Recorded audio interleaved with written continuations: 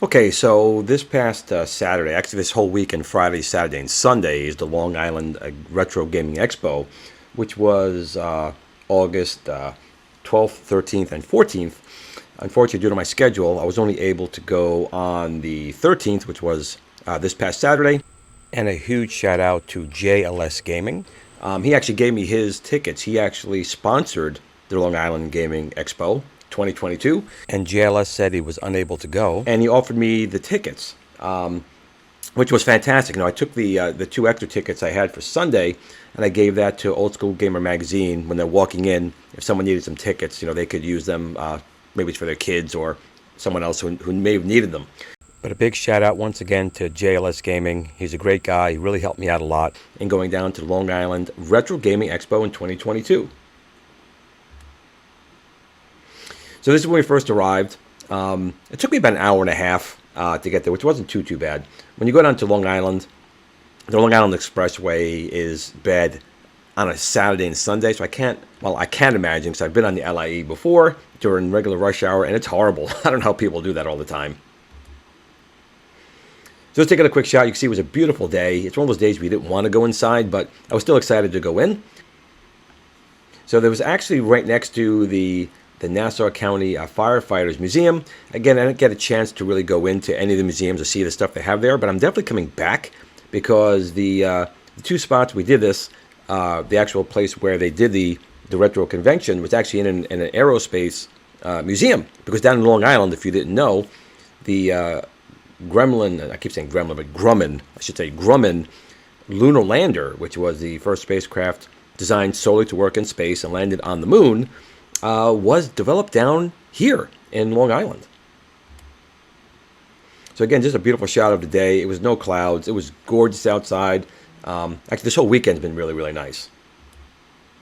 So when I first walked in, you can see right here, this is the most beautiful thing in my book. I mean, most people say it's ugly, but that is the LEM. That is the only spacecraft ever designed to work solely in space. It cannot work in an atmosphere.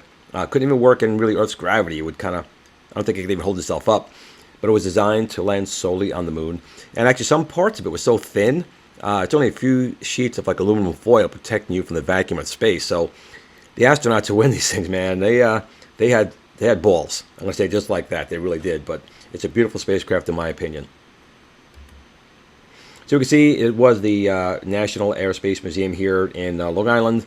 And you can see they obviously have all different kinds of aircraft. So I definitely want to come back and see the other things that are here, because there was so much to see I really didn't get to, and I really do want to.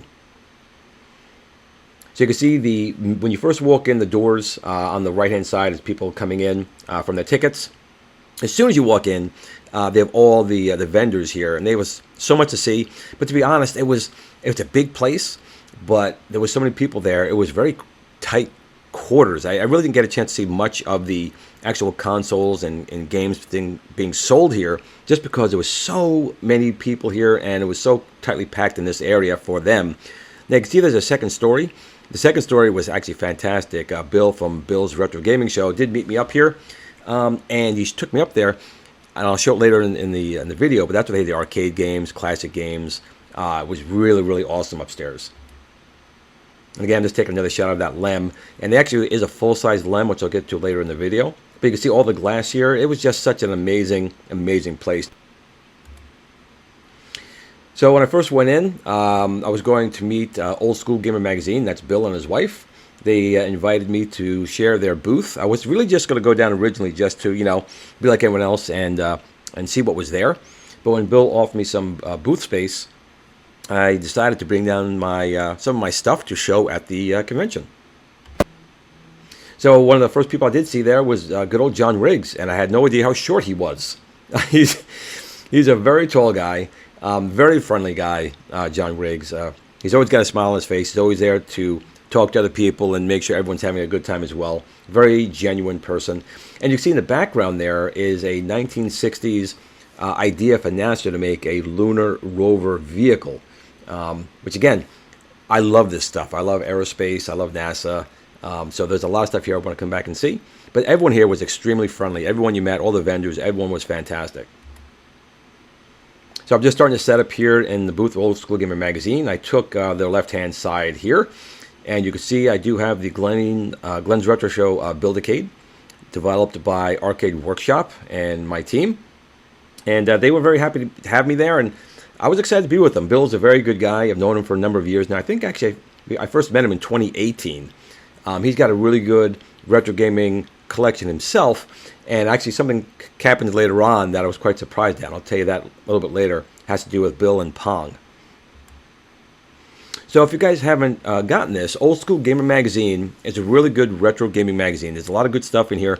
And what's neat about it is you can actually get free copies. You can go online and you can get, I'd say about 3/4 of their magazines for free online, every issue. If you do sign up, obviously, which is not very expensive at all, you can get a full electronic copy, or you spend a little bit more money and you actually get a paper copy. And I recommend actually getting the paper copy. The print quality is really good. The articles are really good, and it's just a really good magazine. And if you ever liked retro gaming magazines, you definitely want to check out Old School Gamer Magazine. Again, you can do it completely for free if you want, but I do recommend getting the paperback copy because it's really nice to have. So I just had a few minutes to walk around when I first got there before I had to sit at the booth. And one of the spots I saw right down, there's an 810 a tank killer there, a Warhawk tank killer. And in this area, they had a bunch of pinballs and candy-cades, Sega candy-cades set up here. There's probably, I don't know, 30 of those candy-cades. And there was a lot more pinballs still around. But these all set up for free play. And you can see that Deadpool likes retro gamings, and he's here as well. Here he is again, Deadpool. Again, very friendly. They were doing a lot of cosplay here as well. Some of them were really, really well done. Even John Riggs got involved with that, and I'll show that in a little bit later in the video. You can see here all these beautiful pinball machines. It's just so great to see people enjoying these older machines that are lying around. And there were some quite long lines for some of these games, and pinball machines as well. So you can see some of the candy-cades set up here, more and more like dance games, but I never saw them using your hands. Usually you have this, you stand on them and you play it, but these were actually with your hands. And there was a whole bunch of those here on the right-hand side. And again, you can see all these beautiful aircraft that are here, which is why I want to come back. I want to see these.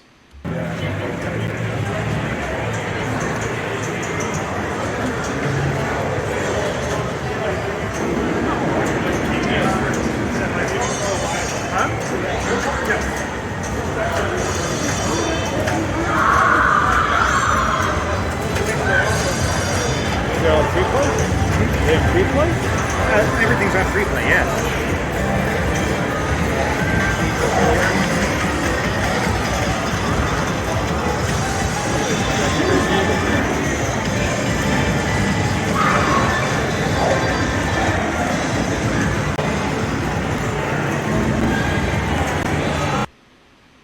So here I pretty much have set up my section right here, and you can see we have the Arcade Workshop Glenn's Retro Show Build-A-Cade set up, playing some Donkey Kong, the digital controllers, and I'm showing also my full-size controllers because we're going to make sure that the Build-A-Cade is compatible with full-size controls. You can play it on your TV set through HDMI out, and you can use the internal controls with the expansion controls like steering wheels and trackballs and double joysticks and fighting sticks, or connect full-size controllers like the Star Wars yoke, full-size trackball, the Tron stick, gate switchers.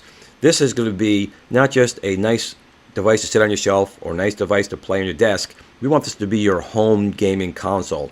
That's the future for the Build-A-Cade. Not hard to build, and we're still shooting for a $100 price point plus a Raspberry Pi, or if we do develop our own single board computer, maybe $20, $30 on top of that, because Raspberry Pis right now are kind of expensive.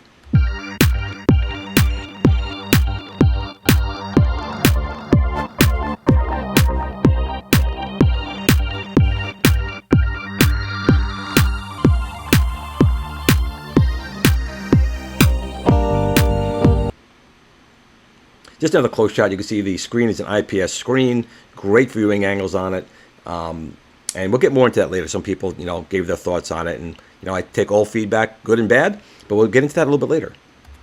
So you can see there's Bill and his wife, and that's Joel.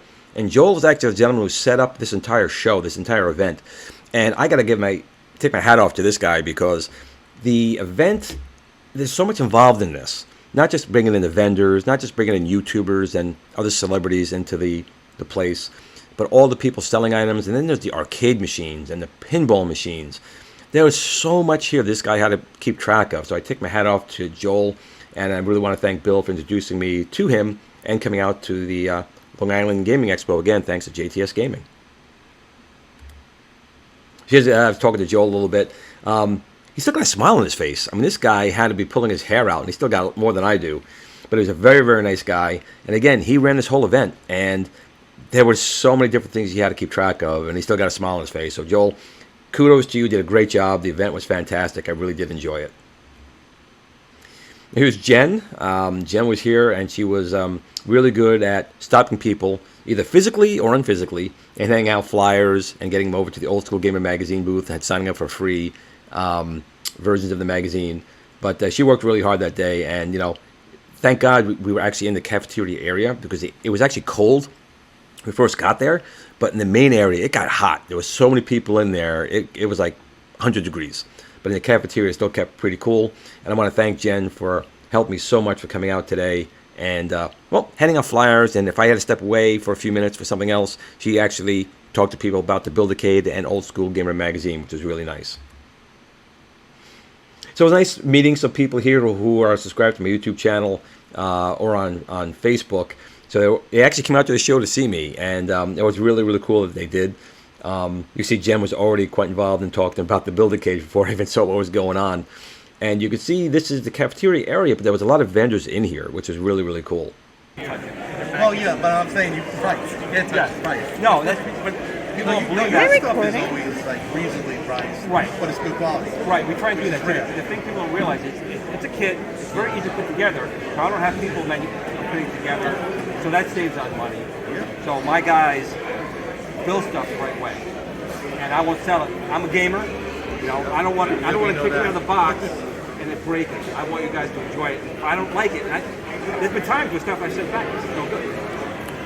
This is really cool. I'm looking forward to this. Yeah, I think my buddy would like that. At that price Right, point. right. I think, honestly, even though these are swappable controllers, What are these going to go for? These? you know what, I haven't finalized the price of these yet. Can you buy them individually? All four. If I can buy all four, it'd be a little bit cheaper.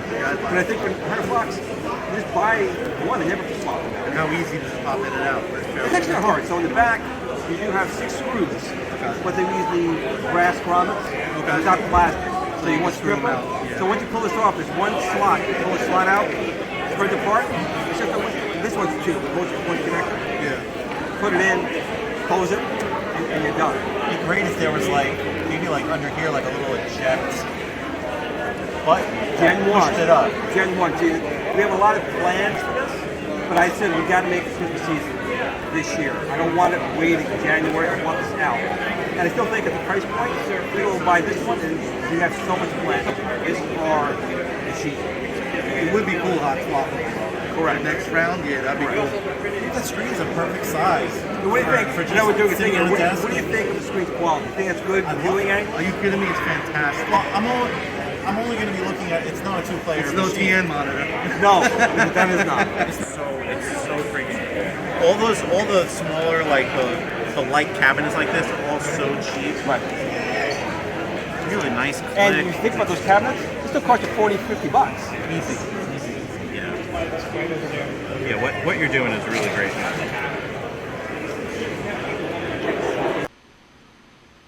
Here we have some people here who actually work at Micro Center, and you know, Micro Center is one of my partners, and you know, they came out and they were very interested in the Star Wars yoke and the Build-A-Cade.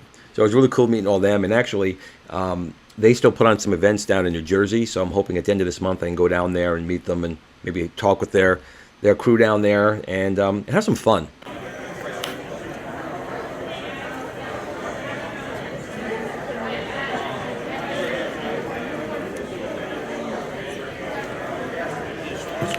So what's your first thoughts? Oh, the game is so good. I mean, the joystick is responsive, the button's responsive. I mean, the screen looks great.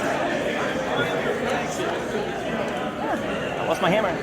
So right now, the current pricing on it is probably about $90 for the kit. Everything except the Raspberry Pi. Right. But we're looking at maybe doing our own SBC, so you for like another $30, you don't have to spend $200 on a Raspberry Pi 4 or something. Yeah.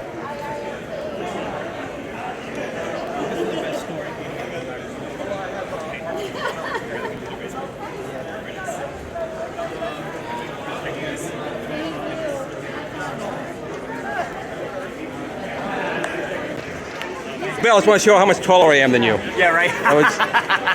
You were much shorter in person. I don't know what happened here. Oh, you had to do it, huh?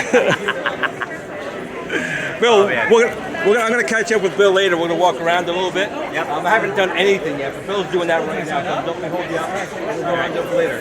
Sounds good. I will see you And then. don't forget, game time every Friday night, 8 p.m. Right. Game on and game time. Yep. The classics. This is very cool, though. I like it. Even with the way you did the screen, tilted back and everything. Now, let me ask you a question. It's vertical. Correct. Not this Also going to model. have What about a horizontal one, maybe? Other models. Okay. Cool. I like that, man. We do have the spinner, the trackball, the steering wheel, Hall effect, That is too cool. And it's also HDMI out. HDMI out. Of course. Sweet. You'll be able and to- you can connect other controls to it. Does it have Bluetooth too, or no? Raspberry Pi. Oh yeah. Okay. Sweet. That's too funny, dude. I think it's awesome. I can't. So I did walk around a little bit. I got a couple of shots of some of the vendor areas, and they had a lot of good stuff here. I mean, they had posters, they had old game cartridges, a lot of them boxed. Of course, some you can see the Atari 2600 cartridges that were not. But there was a lot to see here, and I'm sad to say I wasn't really able to see them all. There's also the upcoming gaming expos that's coming in the future, like in Hartford, Connecticut, which I went to last year. I'm sure a lot of these vendors will be there too. Some came from quite a ways to show off their products, and some of it was really, really good. Actually, all of it was really, really good. Just depended if you wanted to pay what they were offering, and some things are getting quite expensive.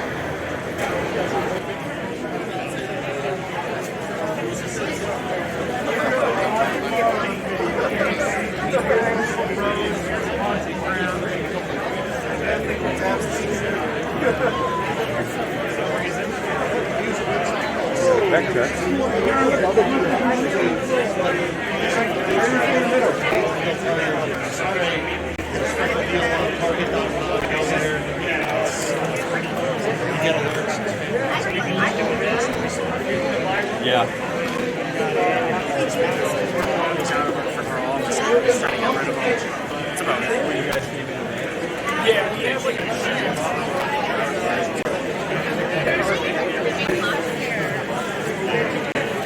Walked around.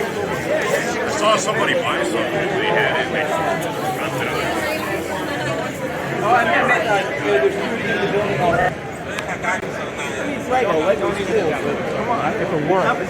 They got to it. It's in the zone.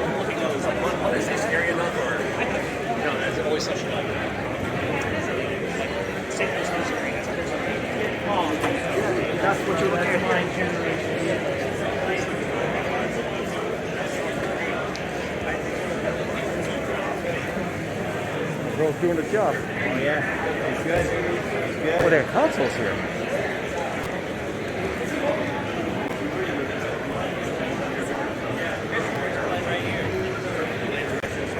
Excuse me, can you tell me a little bit about this thing over here?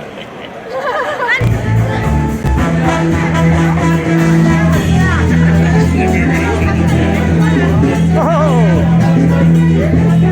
Bill!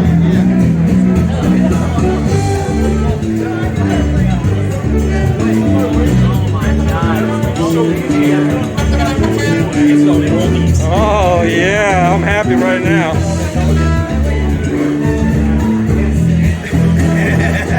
Bill's favorite.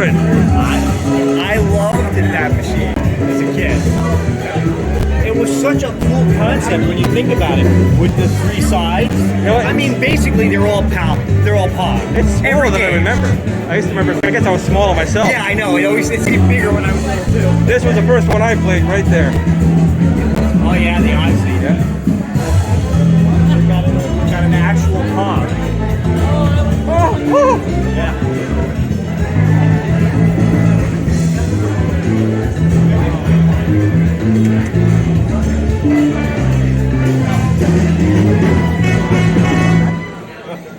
Oh, this works. Is this working?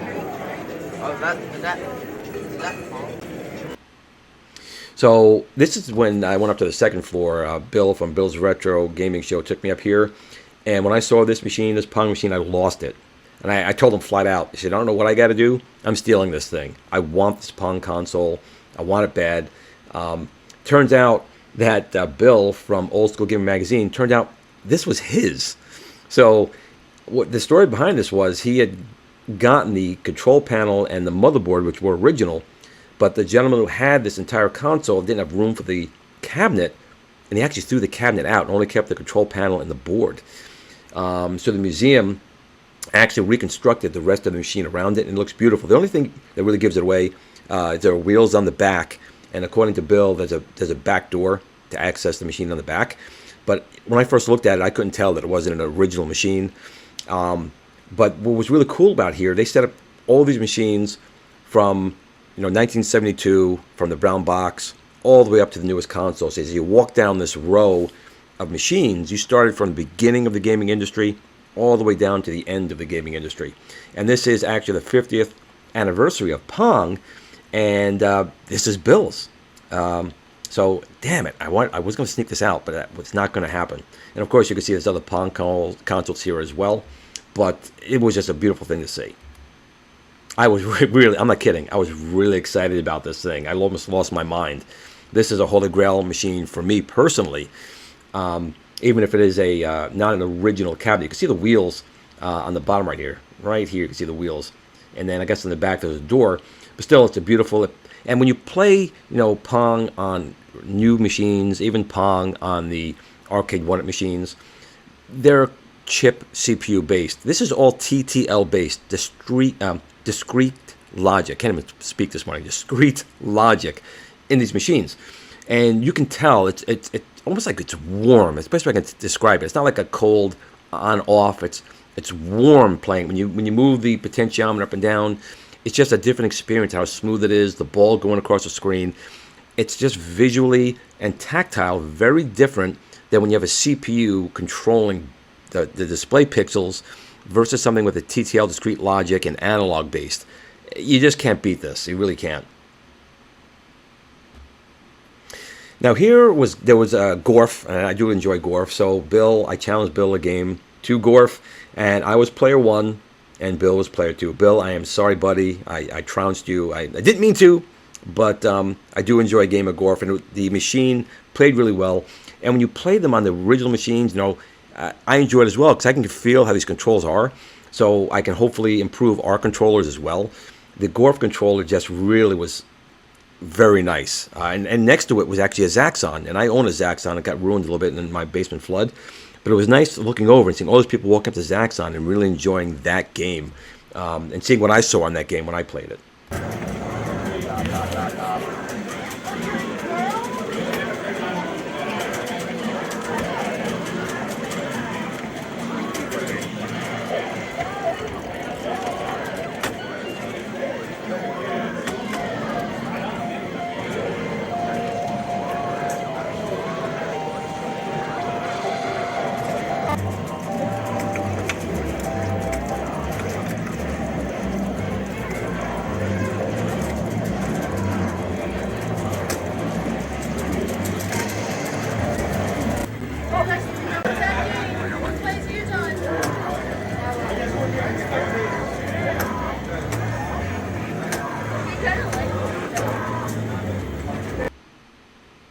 So you can see right here, I'm not sure if I took this picture or if Bill took this picture. But you can see it's starting to get crowded, and way in the background, way back here is Zaxxon, and that was Sega and Gremlin's first joint venture, I believe. But it was definitely the first isometric 3D space game for sure, and it was a very big hit for Sega.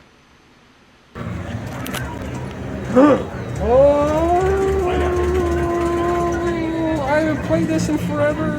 What the deuce?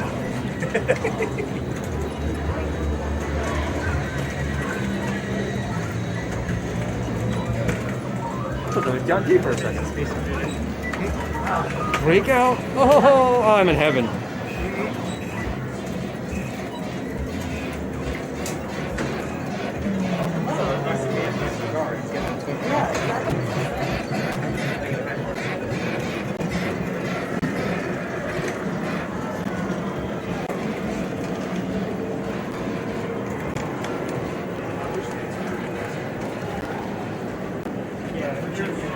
I have to carry all these in and out.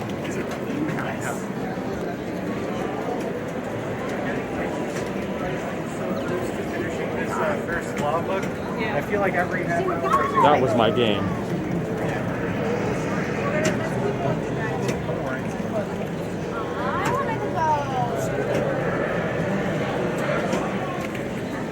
That's my game.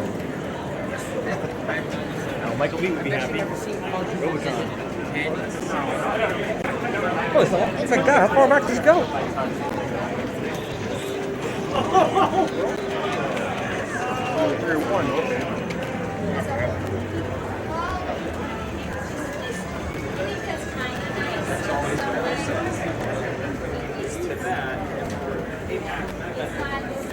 Look at that down there. I think that's where they have the PC and console gaming set up. I think that's one area that didn't get. But yeah, if you ever come back here, check out the aviation museum. It's really like that. And the equipment was fantastic. Look at that! It's like I haven't seen this in so long. Some of these, yeah.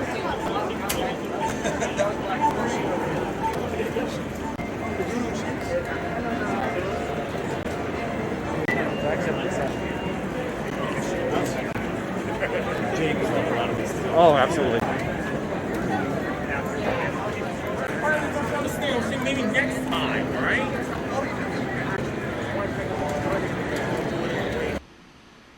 So when I turn around on the second story, I'm looking down. You can start seeing some of the NASA items that are here.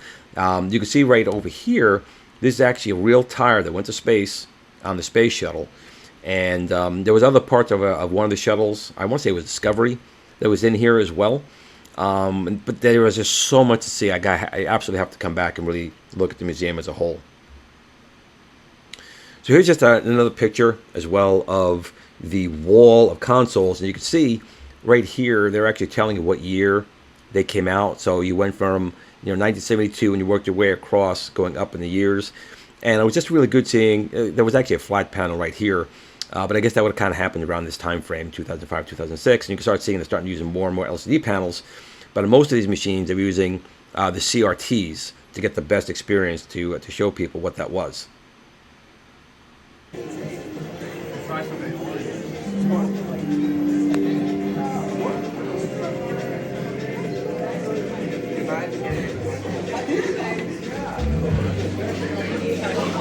Oh, they did the VGA mod. At the Atari, and then I got the ColecoVision. Yep, right there. And then and then the add-on module so you can play the Atari games. Yep. And then again, I know you'll appreciate this. The Atom was my first computer.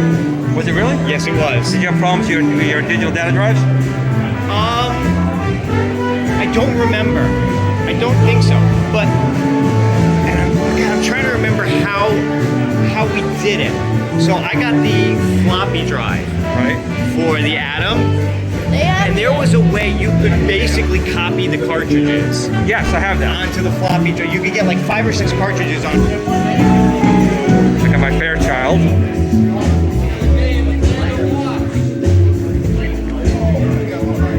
Even the TV sets. Yeah. I miss the damn TV sets. Well, you have to. I mean, come on. Yeah, Discitron. Television.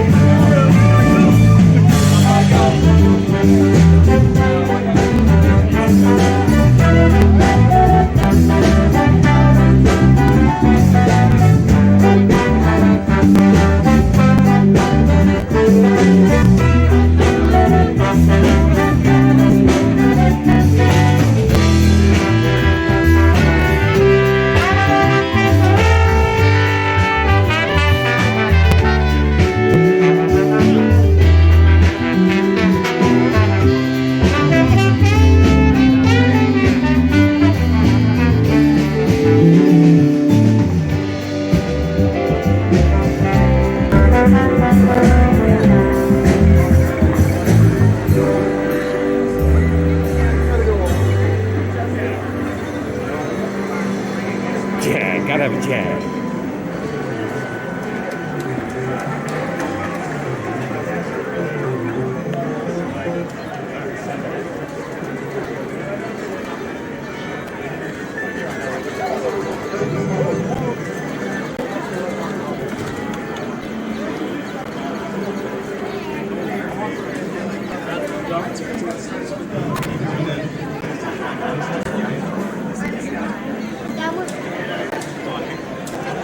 I just realized, hey, the little thing with the ears at the top. I actually have each ear going across. I don't think you're going the right way. Excite by corner 4 o'clock. We have one slot open. so much that Oh, I see my Zach sign right there. They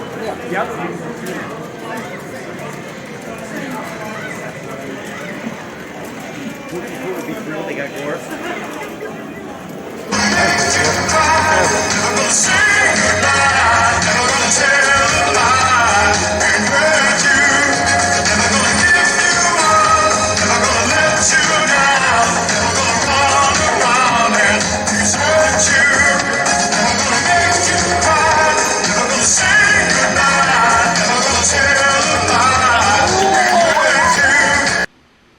Again, Jen had to take a break. You know, it was really tiring for her to get people over to the booth and stop them and say, hey, come on over. So she did a really good job, and I really do appreciate that she did that. So I got real excited when this happened. Wendy Wang, she's the CEO of Esports Network, and says she has a TV show with about 16 million viewers. And, you know, she wanted to interview me and the Build-A-Cade. She said right now she's with Joel, who set up the entire event, and she was going to do an interview with John Riggs and a few other people, and she was going to come back, and I was really excited. This would be, I think, a great opportunity for me, and I was very thankful. I said, I'll see you later. So again, this is just the area we're in, which is the cafeteria area, and it started getting really crowded. This is probably getting close to noon. Of course, once it became lunchtime, this place became packed, and you couldn't even move. Here's another guy who... he says he comes every year, and he comes as a different 8-bit pixel representation of somebody, and this year was Boba Fett. So the side you're seeing right now is his costume. If you go on the other side, it's just him. And he was, again, very nice, very pleasant to talk to. He gets really excited. People come and talk to him about this. And apparently, that's all hand-painted. So he cuts the thing out, and he painted all these things by hand and did a really nice job. Again, like the PONG console from upstairs, I had lost my mind when I saw this. I thought this was an original brown box. And, of course, if anyone knows or doesn't know, the brown box is where everything started. There was nothing in the consumer market before the brown box. Now, this is Ralph Baer, who actually designed this by himself. And Magnavox actually purchased this from him, and they released it as a Magnavox Odyssey, the original Magnavox Odyssey from 1972. But the brown box is the prototype. And they said they were auctioning this off for $1,000. I'm like, oh my God, $1,000 for an original brown box? And I was pretty close to buying it, but then I found out it's a recreation of the original. So a recreation of the brown box to me is not worth $1,000. An original would have been. But it still was really nice to see. And again, this is all discrete logic based, analog based.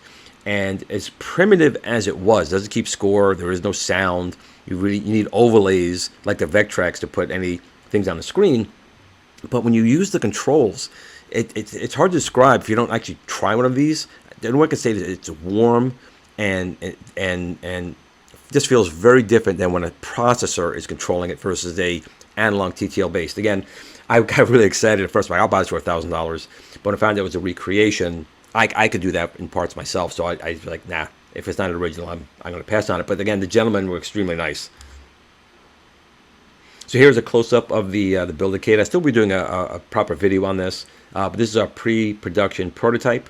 And you can see right here, this pops out because we have actually a microphone jack there. So if you want to put it in a headphone, it's right in front. You pull off the coin lock mechanism, and you you basically put in headphones. And of course, we have our 2 buttons here that insert coins and brings up other items.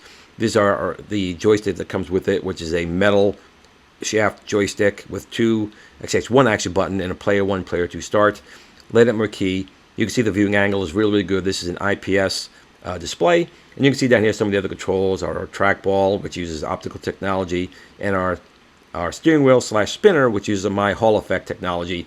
And pre-order should be coming relatively soon. If you go to our website, which I'll put links down below, of course, you can go and take a look at it. And when the pre-orders are live, we're still shooting for a $100 price point for this. It comes with everything you need, minus a Raspberry Pi 3 or 4. But I do realize, and we do realize as a team, that the Pis are getting very expensive. So we are looking at, we have some partners that may be able to give us a single board computer around $20 or $30. So we can offer that as an additional cost on top of the kit, because you may already have a Pi, which is fine. But if you don't, we don't want you spending $200 for like a Pi 4. Perhaps we can work something out still on the $20 or $30, make it very reasonable, which again, Glenn's Retro Show products have 2 main goals: arcade quality without that arcade price. So we want to give you the best quality at the lowest price possible. And I think we've pretty much lived up to that to this point, and we sure as hell don't want to change that now. So here was the Wendy Wong doing the interview with John Riggs. I was really excited because John Riggs was literally right across the hallway from me. I'm looking at him all day. And they spent probably a good 45 minutes to an hour doing an interview. I was excited to be coming over here soon. But alas, they never came. I waited 6 hours. They never came. So I was quite disappointed about that. But at that point, Jen and I decided we'll take a walk around the event. And I told Bill from Old School Gamer, if they come by, let me know. But sadly, they never did. So there was no TV spot for here. But kudos to John Riggs. I mean, he's just such a nice guy. And they interviewed him for quite a while. He probably had to sign his life away as well. I saw him signing a lot of paperwork over there. But it was really good. Just I'm a little disappointed that they didn't come over to our side too, because I would have liked to have had Old School Gamer get some time as well. It's a good magazine. And then next thing I knew, Boba Fett was going to shoot me. So that caught me a little bit by surprise. So I did take a few minutes, since the TV crew never came by, to walk around the museum just for a minute. And again, I love this spacecraft. The Apollo era and the lunar lander really, I think it's a beautiful aircraft. I know some people say it's an ugly aircraft. This machine was designed, is the first and only, to this day, only true spacecraft. Can only operate in space, can only function in the moon's lower gravity. And I think it's a beautiful machine. That's a full-size. I'm not sure if it's a mock-up or an original one. I don't know. I'm going to assume it's a mock-up because the original one would not be able to hold its own weight on the landing gear on Earth. But I love that craft.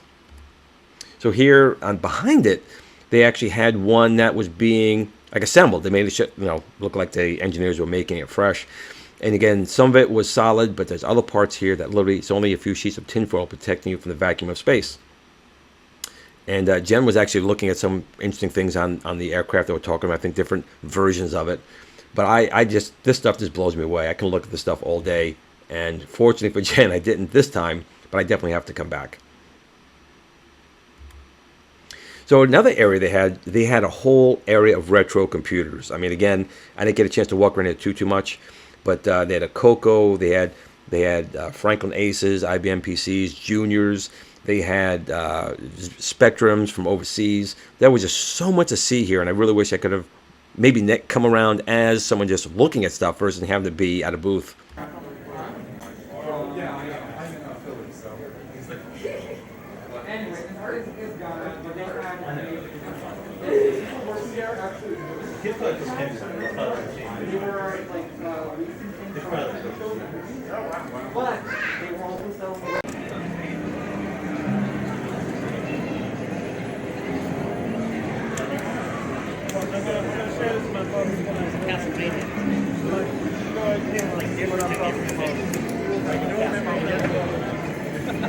Better. It looks really cool. It sounds really cool. I would say this will see if you agree to.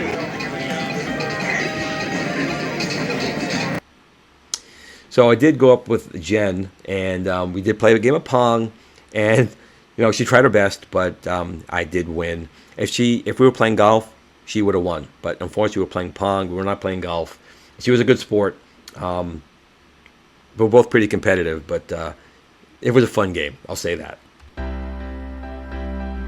One of the cool things about going to these events is not just the things you see, but the people you meet. So I'm just going to show you some pictures, some people who came up to me and said hello.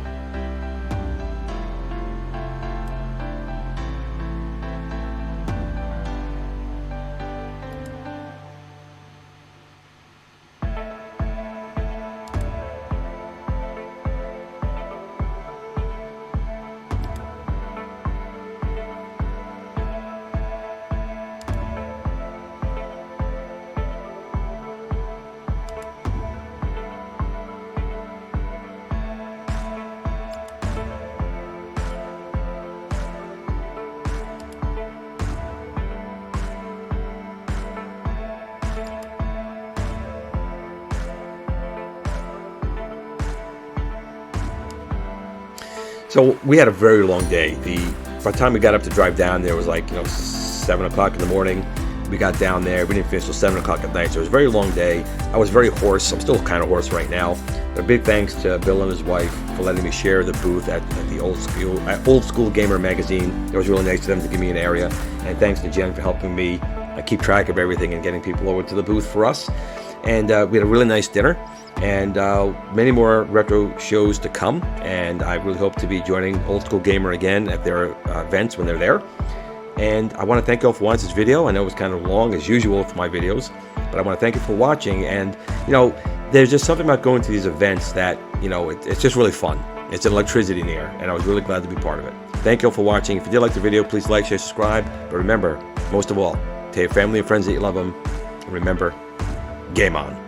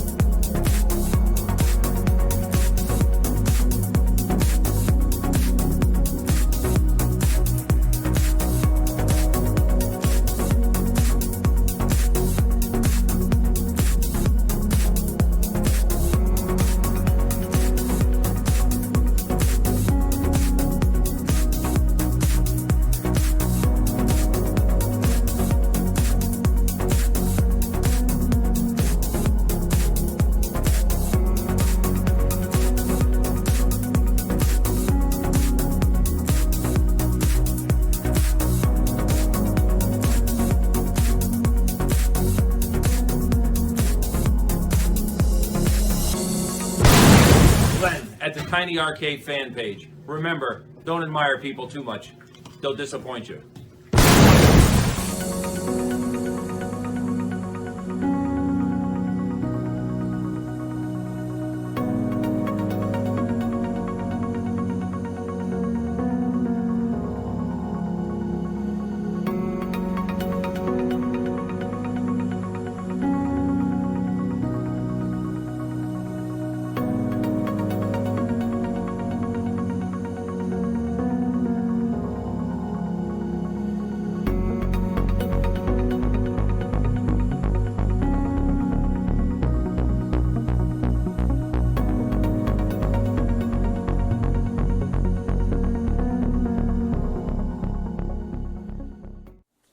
Sit, Blue Blue, sit.